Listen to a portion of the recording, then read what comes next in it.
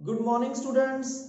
तो बेटे आज हम करेंगे next topic that is area vector, electric flux and Gauss theorem. तो सबसे पहले हम शुरू करते हैं एरिया वेक्टर। अब आप लोगों को पता है कि जो एरिया होता है वो स्केलर होता है। Area is treated as scalar, but in some of the problems, in some of the cases area is taken as vector. अगर एरिया जो हम लेके चल रहे हैं अगर उसको वेक्टर फॉर्म में ले लिया हमने, then it has magnitude as well as direction. तो उसका मैग्नीट्यूड भी होगा और डायरेक्शन भी होगी। अब हम बात कर रहे हैं एरिया वेक्टर की। तो अगर एरिया वेक्टर के बारे में हम बात करें और मैं इसको सिंपल लैंग्वेज में कहूं तो area vector is that vector which gives the direction of area. जो हमें एरिया की डायरेक्शन दे दे उस वेक्टर को हम कहते हैं एरिया वेक्टर। और कोई भी सरफेस जो एरिया वेक्टर होता है वो किसी भी सरफेस के परपेंडिकुलर आउटवर्ड होता है।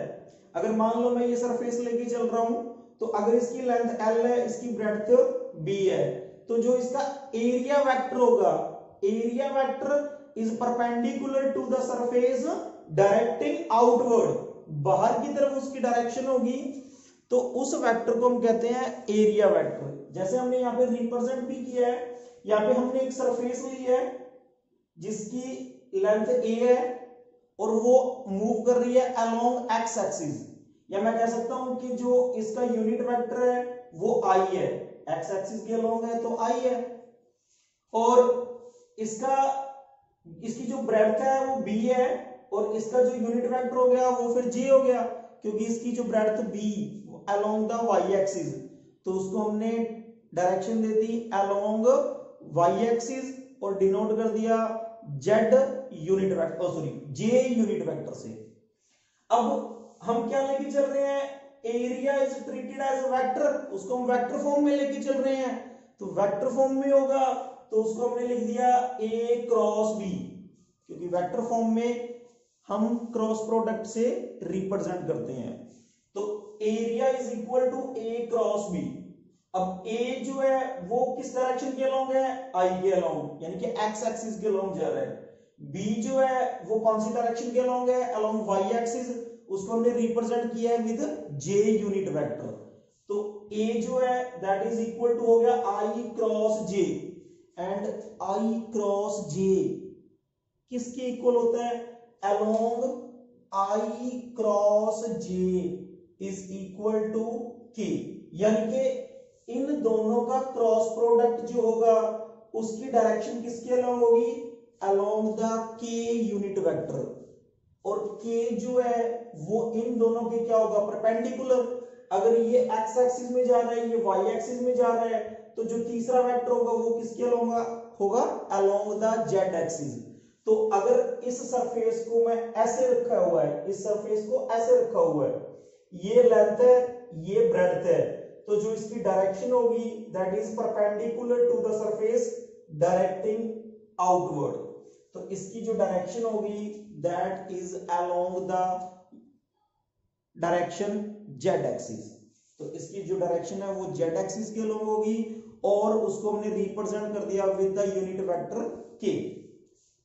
तो हमने एरिया वेक्टर जो A था उसके अंदर दो पार्ट ले लिए, एक उसकी डायरेक्शन जिसको m कैप से रिप्रेजेंट किया गया है और एक उसका मैग्नीट्यूड जिसको A से रिप्रेजेंट किया गया है। तो area vector is simply a vector which gives the direction of area perpendicular to the surface directing outward. तो एरिया वेक्टर आप लोगों को पता चल गया होगा। उसके बाद हम बात करते हैं इलेक्ट्रिक फ्लक्स। इलेक्ट्रिक फ्लक्स क्या होती है, अभी हमने लास्ट टॉपिक के अंदर या लास्ट लेक्चर के अंदर इलेक्ट्रिक फील्ड लाइंस के बारे में पढ़ा था। तो अगर ये these are electric field lines, देखो these are all electric field lines. तो यहां पे हम बात करेंगे electric flux over an area in electric field measures number of electric field lines crossing this area.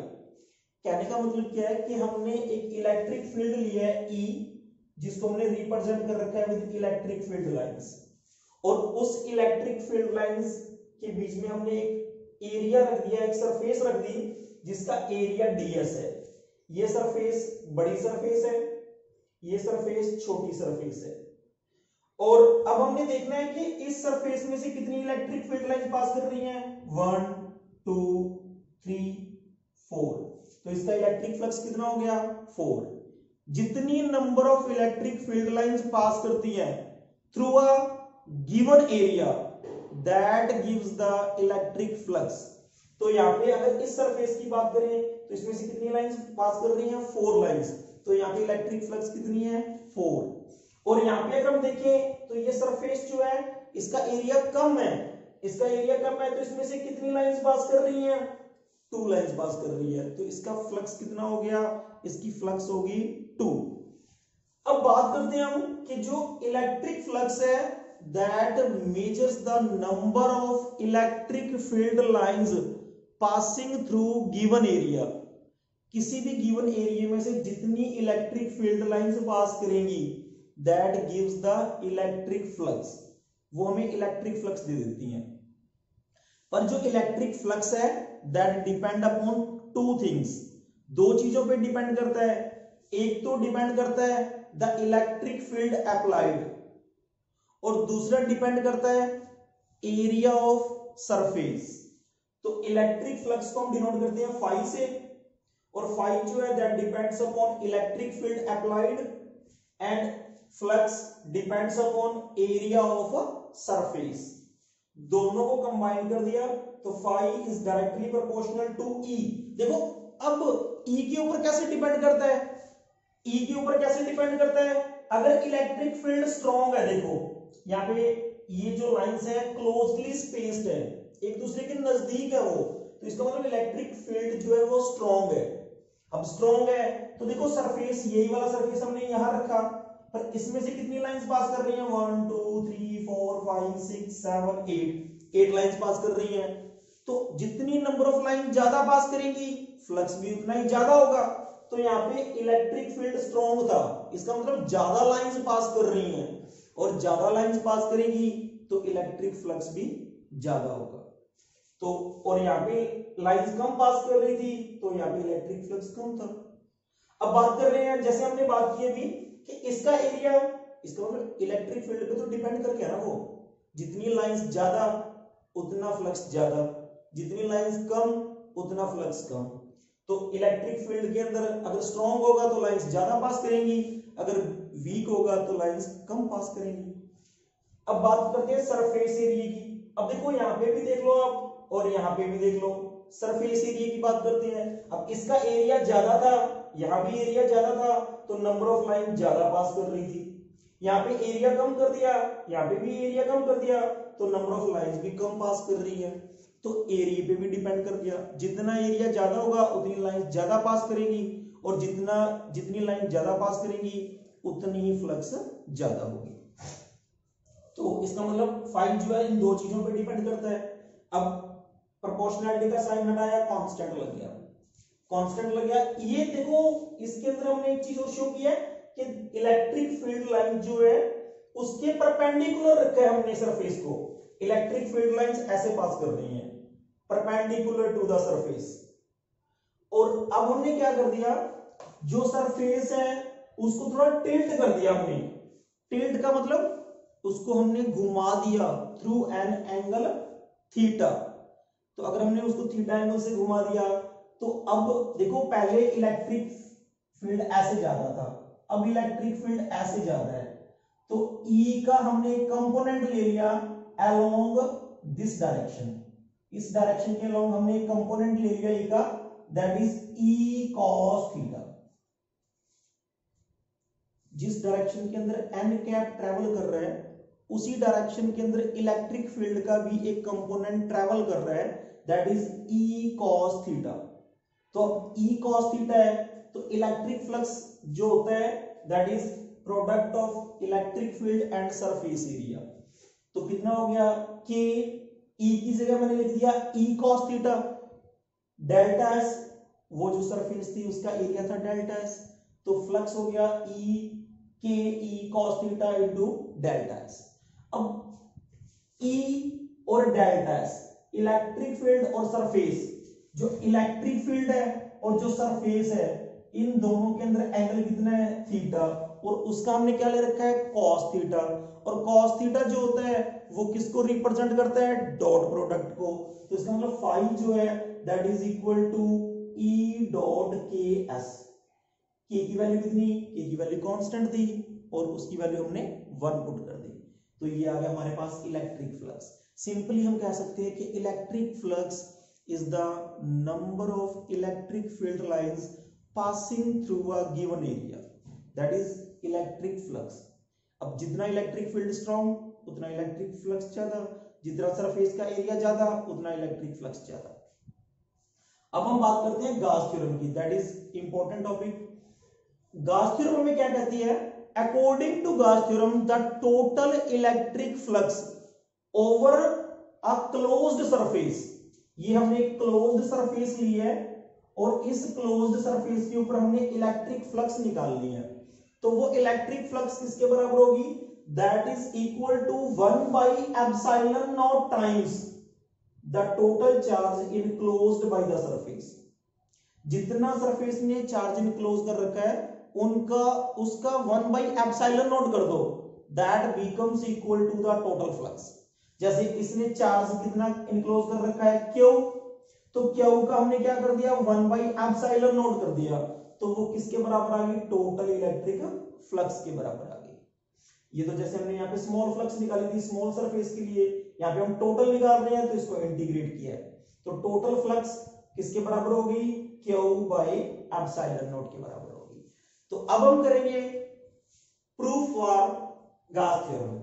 Proof करना है हमने, पर प्रूफ हम सिर्फ उस केस के लिए करेंगे जहां पे सरफेस क्या है, स्फेरिकली सिमेट्रिक है, स्फेरिकली सिमेट्रिक सरफेस है, उसकी जो सरफेस है बिल्कुल एक जैसी है, बिल्कुल स्फीयर है वो।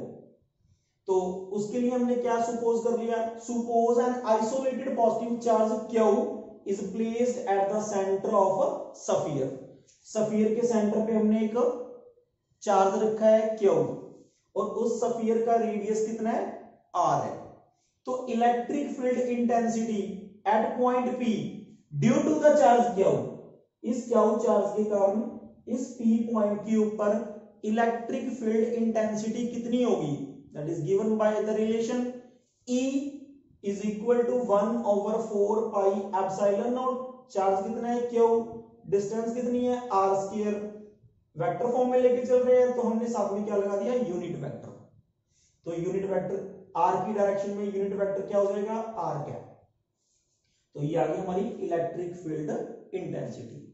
अब हमने उस स्फीयर का एक स्मॉल पार्ट ले लिया जिसका एरिया कितना है, ds। Consider a small surface of area ds around p। वो p पॉइंट के ऊपर हमने एक स्मॉल सरफेस ली है जिसका एरिया कितना है, ds है। पर यहां पे भी हम क्या कर रहे हैं, एरिया को ट्रीट कर रहे हैं एज अ वेक्टर, तो it can be represented as ds vector that is equal to n cap direction into its magnitude. तो हमने जो एरिया ds हम वेक्टर लेके चल रहे थे उसको हमने इस तरह रिप्रेजेंट कर दिया n कैप ds से। अब हमने निकालना है electric flux over the small element, जो हमने स्मॉल एलिमेंट माना है जिसका एरिया ds है उसके ऊपर हमने फ्लक्स निकालनी है। और अभी आपको बता के आया हूं कि जो फ्लक्स होती है that is E dot ds, E dot delta s। तो यहाँ पे हम सरफेस ds लेके चल रहे हैं तो यहाँ पे इलेक्ट्रिक फ्लक्स कितनी हो जाएगी, सरफेस स्मॉल है तो इलेक्ट्रिक फ्लक्स भी small, d phi e that is equal to E dot ds। E की वैल्यू पुट कर दी, ds की वैल्यू पुट कर दी, n cap ds।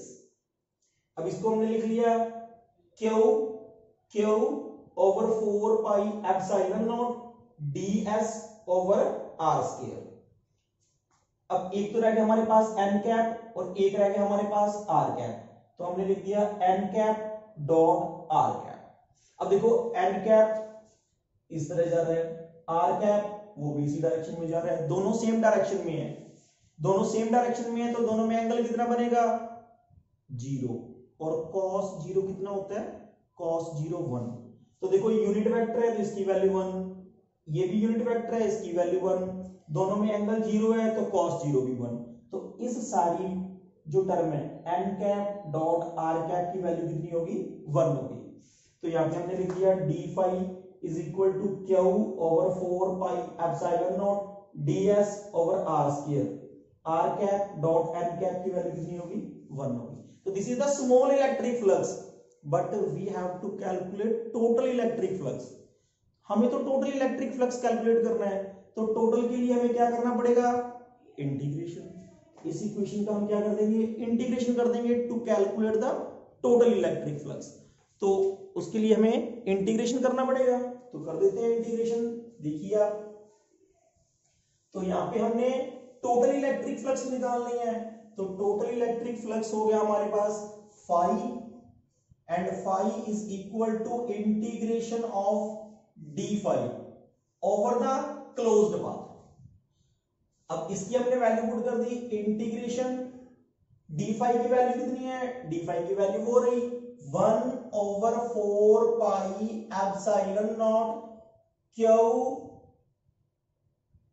Over r square into DS.